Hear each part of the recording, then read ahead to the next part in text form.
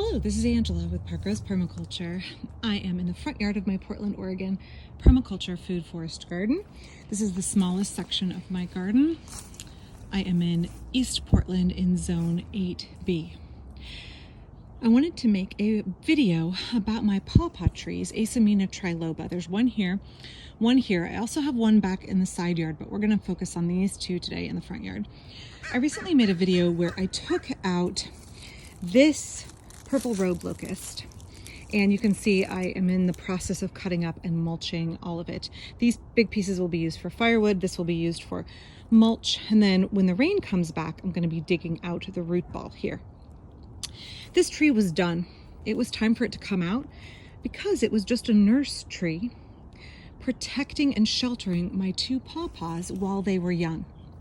Now that you can see my pawpaws are, probably 12 feet tall, they are ready to take over as the canopy trees here in this section of the garden.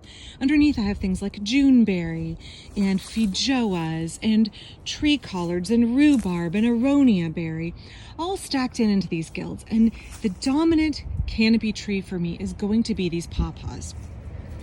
So now that there is more sunlight let in, you can see it's very sunny here now that this shade tree is gone.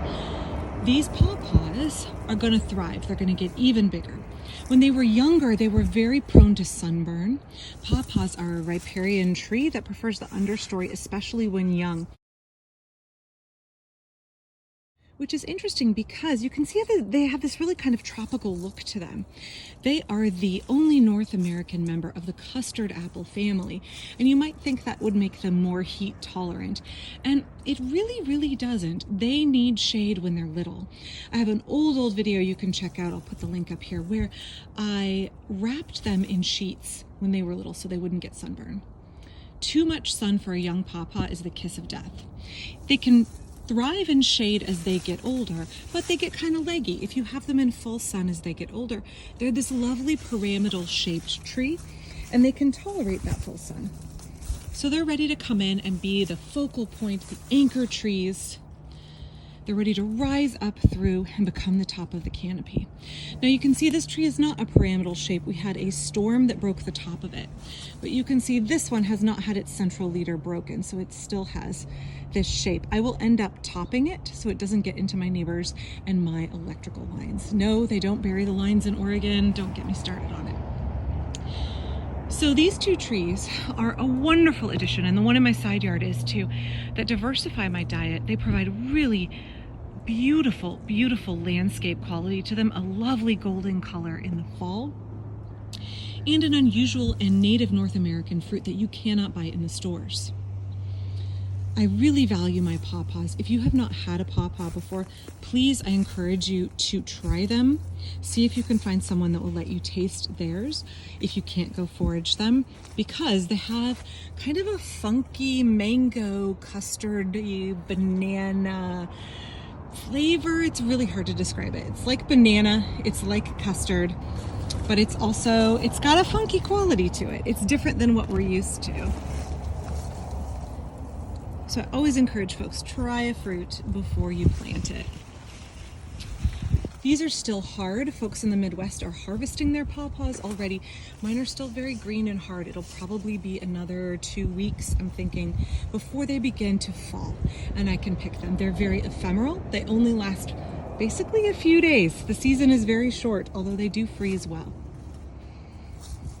If you're considering growing pawpaws in the Pacific Northwest, I am going to do a really comprehensive video on them next spring, but I have several videos about how to grow young pawpaws and how you need to hand pollinate them. The reason I have all of this fruit set in here is because I hand pollinate. Pawpaws are fly pollinated.